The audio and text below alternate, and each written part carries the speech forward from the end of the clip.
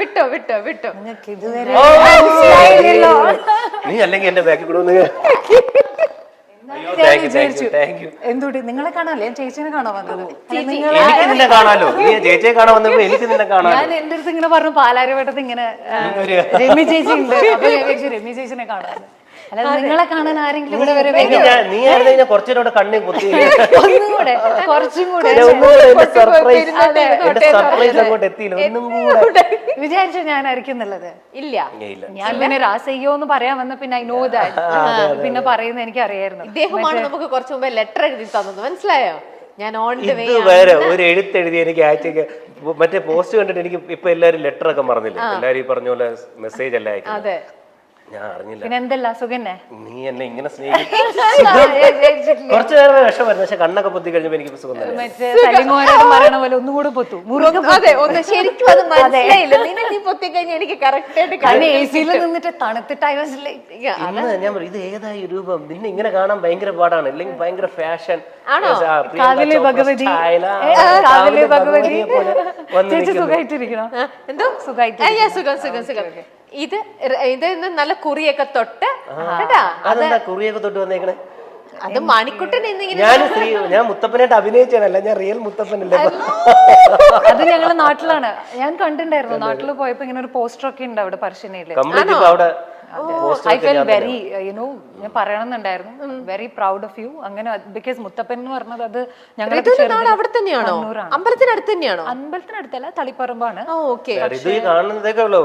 കണ്ണൂരിന്റെ സ്വഭാവമൊക്കെ ഉണ്ട്. അതെ, എടുക്കേണ്ട സമയത്ത് എടുക്കണ്ടേ. അപ്പൊ സൂക്ഷിച്ചോ മോനെ ദിനേശ. എന്നാൽ ഋതുവിന് എന്തൊക്കെ അറിയാം നമ്മുടെ മണിക്കുട്ടനെ കുറിച്ചുള്ള രഹസ്യങ്ങൾ വല്ലതും അറിയാമോ? പരസ്യമാക്കൂ അതൊക്കെ. അതൊക്കെ പരസ്യമാക്കിയിട്ടുണ്ടെങ്കിൽ I don't think so my stone മേക്കേഴ്സിന് താങ്ങാൻ ഞങ്ങൾക്ക് താങ്ങാൻ പറ്റുന്ന ലെവലിലുള്ളത് പറഞ്ഞാൽ, അല്ലെങ്കിൽ ഈ ഒരു എപ്പിസോഡ് പോലും അപ്പുറത്തേക്കാണ്. കാരണം ഇനി ഫസ്റ്റ് ആണ് എനിക്ക് തോന്നുന്നത് ഇങ്ങനെ ഒരു കോൺവെർസേഷൻ. ഞാനാണെങ്കിലും ഭയങ്കര നെർവസ് ആയിട്ടും കുറച്ച് ഫോർമൽ ആയിട്ടും ഒക്കെ നിങ്ങൾ ഇരിക്കാൻ പോണത് അല്ലേ? അപ്പൊ ആൾക്കാർ ഇരിക്കുന്നത് ഇതിങ്ങനെ ഒന്നും അല്ലടാ, അല്ലെങ്കിൽ നിങ്ങൾ തമ്മിലുള്ള എന്ന് പറഞ്ഞാൽ എടാ വാടാ പോടാ സ്റ്റൈൽ അല്ലേ? ഞാൻ പറയില്ലേ, ഇവരൊക്കെ ഈ പറയുന്ന പോലെ ആ ഫ്രണ്ട്ഷിപ്പ് മെയിൻറ്റെയിൻ ചെയ്യുന്നുണ്ട്. ഞാനാണ് പല സമയത്ത് വിട്ടു പോകുന്നത്. ഇവര് ട്രിവാൻഡ്രത്ത് വരുമ്പോഴോ അല്ലെങ്കിൽ ഞാനോ ചേട്ടാ ഇവിടെ ഉണ്ടോ, ചേട്ടാ എന്താണ് വിശേഷങ്ങൾ, അപ്പൊ വീട് പൂട്ടി പോകും. എന്റെ അടുത്ത് പറയും നീ നേരത്തെ പറയണം കേട്ടോ, വീട് പൂട്ടി അല്ലാണ്ട് എന്നിട്ട് പറയും ഇന്നലെ വരെ ഞാൻ വിട്ടിട്ടുണ്ട്, ഇന്നിപ്പോ ഞാനും അമ്മയും കൂടെ കുഞ്ഞമ്മേന്റെ വീട്ടിൽ പോയി ഞാന് മിക്കപ്പോഴും വരുമ്പോ അപ്പോഴും എവിടെയാണ് ചേട്ടാ, ഞാൻ എയറോബിക്സ് ആണ്. ഭയങ്കര ബിസി. ഓ മൈ ഗോഡ്, എന്തത് ഇത് വെറുതെ പറയണതാണോ അതോ അതെനിക്ക് നിങ്ങളാണോ? ഞാൻ ചിലപ്പോ ആ സമയത്തല്ലേ ഭയങ്കര ഡള്ളായിട്ടിരിക്കും. അപ്പൊ വന്ന് കണ്ട ഇതേപോലെ ഇവളെപ്പോഴും വലിയ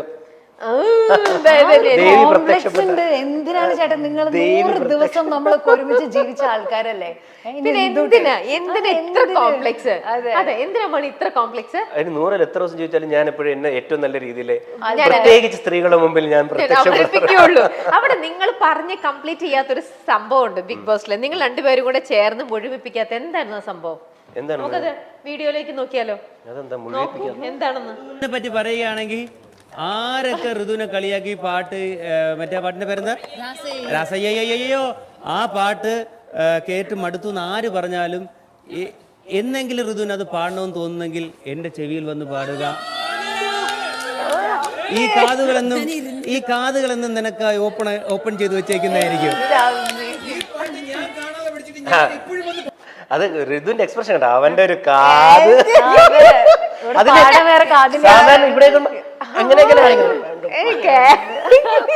ശരിക്കും മനസ്സിലായില്ലേ ഈ ഷോ റിയൽ ആണെന്നുള്ളത്. എന്നാ പാട്ട് പാടൂ.